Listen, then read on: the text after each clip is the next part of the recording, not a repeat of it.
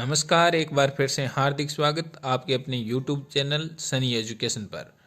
हमने जो 1000 प्रश्नों की टेस्ट सीरीज शुरू की थी उसका यह चौथा वीडियो है। वीडियो बहुत ही मेहनत से तैयार करता हूं, इसलिए आप वीडियो को पूरा देखें, अपने मित्रों में ज़्यादा से ज़्यादा शेयर करें और चैनल को सब्सक्राइब ज़रूर करें। शुरू करते हैं अपने 151 नंबर प्रश्न। 3 वीडियो इससे पहले आ चुके हैं, यदि वो नहीं देखें तो आप सभी एक बार उनको भी जरूर देखें। तो 151 नंबर प्रश्न, जठ रस में होते हैं। रीड 2016 के अंदर ये प्रश्न पूछा गया है। तो जठ रस में क्या चीज़ होते हैं? पेप्सिन एंजाइम होता है, लाइपेज होती है और रेनिन होता है। तो इसका पहला ऑप्शन क्या हो जाएगा? हमारे पास सही हो जाएगा। उसके बाद में 152 नंबर प्रश्न है हमारे पास, किसी स्वस्थ मनुष्य के शरीर का लगभग सामान्य ताप है। तो किसी स्वस्थ व्यक्ति का जो तापमान होता है वो 37 डिग्री सेल्सियस होता है। उसके बाद में 153 नंबर प्रश्न है हमारे पास, निम्नलिखित में से पौधे का कौन सा भाग अगुणित होता है? विशेष बात है अगुणित। तो पौधे का कौन सा भाग अगुणित होता है? केवल तो युग्मक होता है। उसके बाद में 154 नंबर प्रश्न है हमारे पास, निम्नलिखित जीवाणुओं में से मानव जाति के लिए लाभदायक है। तो कौन सा जीवाणु मानव जाति के लिए लाभदायक है? पेनिसिलियम कार्डेना, क्योंकि ये कवक होता है, ये भी नहीं होता।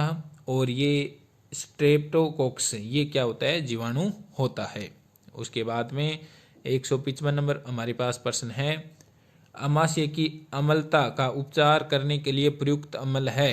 अमाशय की अम्लता का उपचार करने के लिए कौन सा अम्ल काम में लिया जाता है? Milk of magnesia.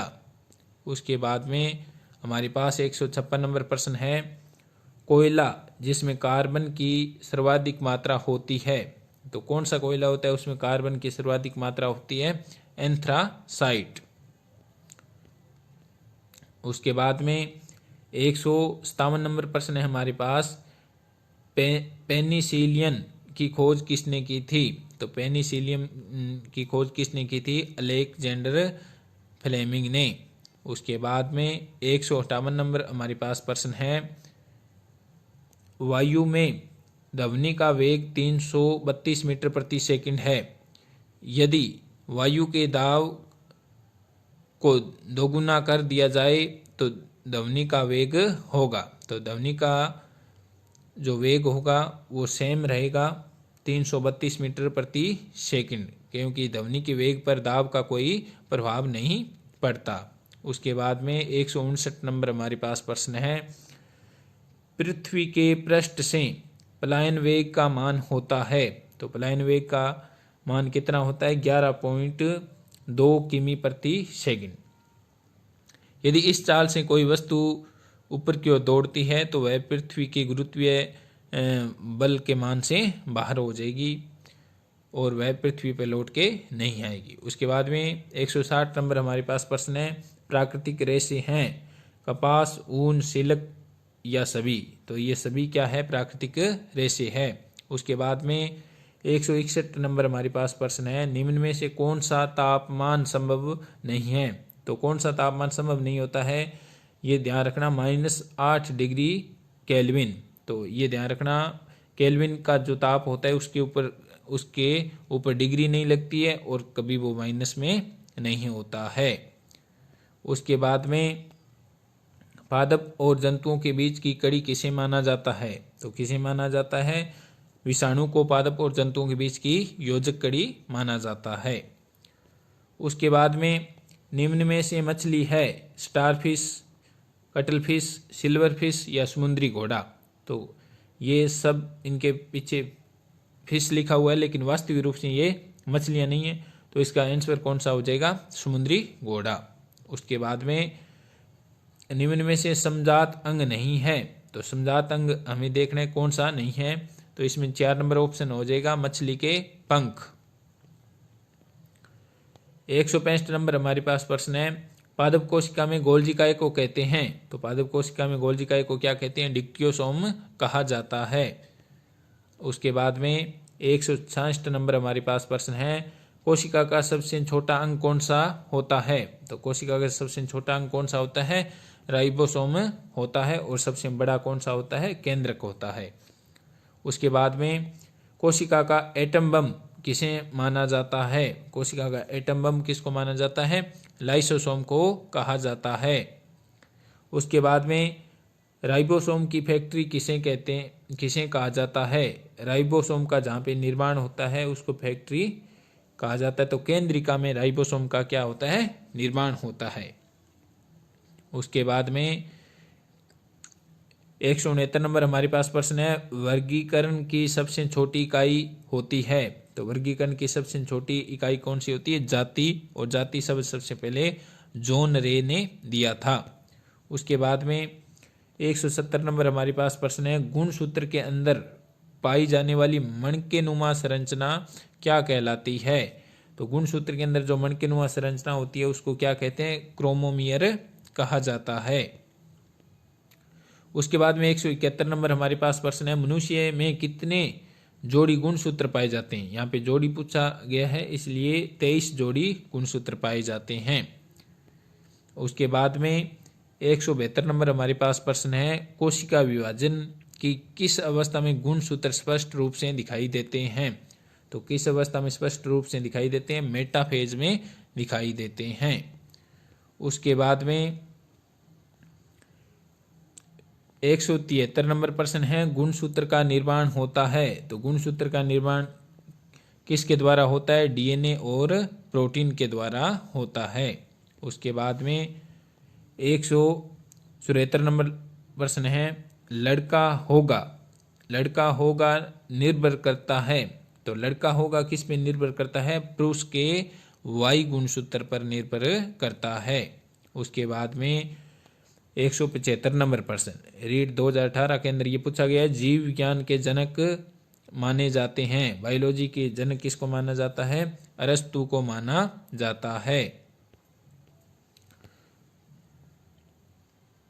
उसके बाद में बहुत ही महत्वपूर्ण प्रश्न है, 176 नंबर प्रश्न है, हिस्टामिन, हिपेरिन, सीरोटोनिन नामक रासायनिक पदार्थ का स्त्रावण कौन सी कोशिकाएं करती है? तो हिस्टामिन, हिपेरिन, सीरोटोनिन इन पदार्थों का स्त्रावण वेसोफिल द्वारा स्त्रावण किया जाता है। उसके बाद में 177 नंबर हमारे पास प्रश्न है, कैमिनो गोल्जी ने गोल्जी काय का सर्वप्रथम किस में देखा था? कैमिनो गोल्जी ने सर्वप्रथम गोल्जी काय को किस में देखा था? तंत्रिका कोशिका में देखा था। और किसकी? उल्लू की तंत्रिका कोशिका में देखा था। उसके बाद में 198 नंबर हमारे पास प्रश्न है, कोशिका की प्लाज्मा झिल्ली होती है। बहुत ही महत्वपूर्ण प्रश्न है, कोशिका की जो प्लाज्मा झिल्ली होती है वो क्या होती है? चयनात्मक पारगम्य होती है। उसके बाद में हमारे पास प्रश्न है, लाइसोसोम में पाए जाने वाले एंजाइम निम्न में से किस माध्यम में सक्रिय रहते हैं? तो किस माध्यम में सक्रिय रहते हैं? वो अम्लीय माध्यम में सबसे ज्यादा सक्रिय रहते हैं। उसके बाद में हमारे पास प्रश्न है 180 नंबर, निम्न में से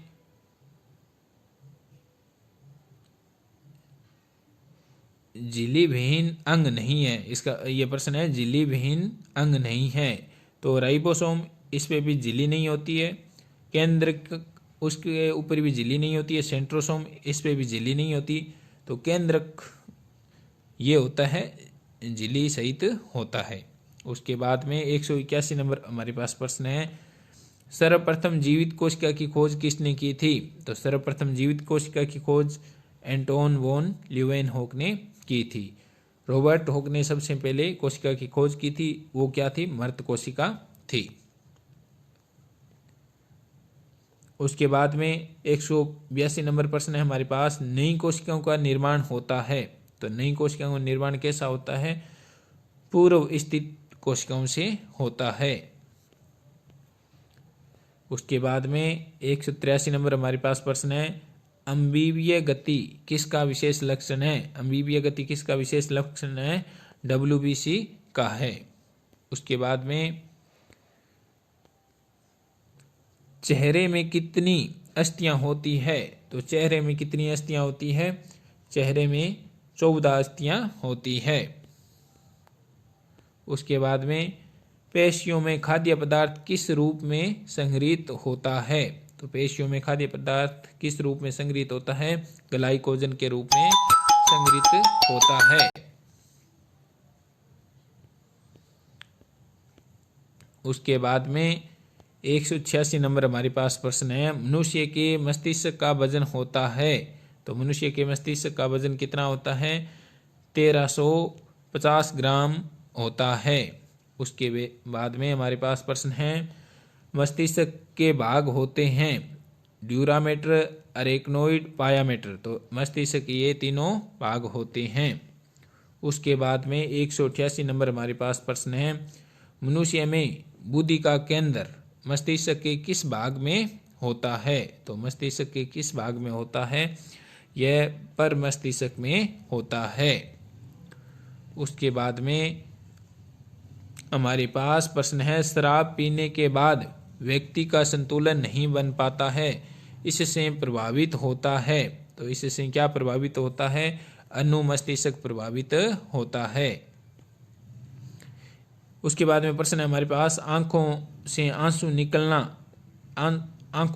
निकल आना या बंद होना नियंत्रित करता है। तो उसको नियंत्रित कौन करता है?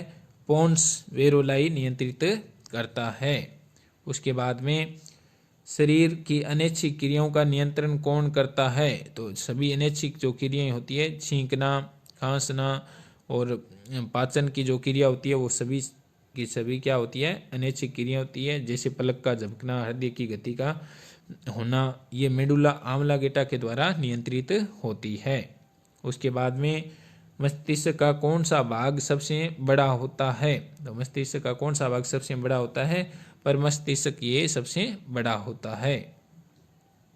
उसके बाद में 193 नंबर हमारे पास प्रश्न है, किसे छोटा मस्तिष्क भी कहते हैं? तो किसे छोटा मस्तिष्क कहते हैं? तो सेरिबेलम को छोटा मस्तिष्क भी कहा जाता है। 194 नंबर प्रश्न है, निशल कणिका कहाँ पाई जाती है? जो निशल कणिकाएं होती है वो तंत्रिका कोशिका में पाई जाती है। उसके बाद में 195 नंबर प्रश्न है, मस्तिष्क है, मस्तिष्क क्या होता है? मस्तिष्क का निर्माण मेसोडर्म से होता है। उसके बाद में 196 नंबर हमारे पास प्रश्न है, तंत्रिका आवेग किसकी गति के साथ आरंभ होता है? तो किसकी गति के साथ आरंभ होता है? सोडियम आयन की गति से प्रारंभ होता है। उसके बाद में 197 नंबर हमारे पास प्रश्न है, मनुष्य में प्रतिवर्ती क्रियाओं को कौन नियंत्रित करता है? तो प्रतिवर्ती क्रियाओं को कौन नियंत्रित करता है? मेरुरज्जु, स्पाइनल कॉर्ड या दोनों? तो ये इसी के नाम है, मेरुरज्जु का ही दूसरा नाम स्पाइनल कॉर्ड है। तो प्रतिवर्ती क्रियाएं होती हैं उनको मेरुरज्जु नियंत्रित करता है। उसके बाद में 198 नंबर हमारे पास प्रश्न है, पीयूष ग्रंथि पर नियंत्रण कौन रखता है? तो पीयूष ग्रंथि पर नियंत्रण कौन रखता है? हाइपोथैलेमस रखता है। उसके बाद में 199 नंबर हमारे पास प्रश्न है, महिलाओं में संभोग के समय कौन सा हार्मोन गर्भाशय पेशियों में संकुचन उत्पन्न करता है? तो कौन सा हार्मोन करता है? ऑक्सीटोसिन, पिट्रोसिन, दोनों, टेस्टोस्टेरोन? तो ये दोनों करते हैं। ऑक्सीटोसिन का ही नाम पिट्रोसिन है। तो ये दोनों हार्मोन क्या करते हैं? गर्भाशय की पेशियों में संकुचन उत्पन्न करते हैं। उसके बाद में हमारे पास आज के वीडियो का अंतिम प्रश्न है, थायराइड ग्रंथि का आकार होता है। थायराइड ग्रंथि कंठ के पास पाई जाती है, उसका आकार क्या होता है? एच के आकार की होती है। तो ये थे आज के 50 प्रश्न। यह 1000 प्रश्नों की टेस्ट सीरीज का चौथा वीडियो था। तो आप सभी वीडियो को एक बार ज़रूर देखें। यदि वीडियो पसंद आता है तो अपने मित्रों को ज़्यादा से ज़्यादा शेयर करें और चैनल को सब्सक्राइब ज़रूर करें।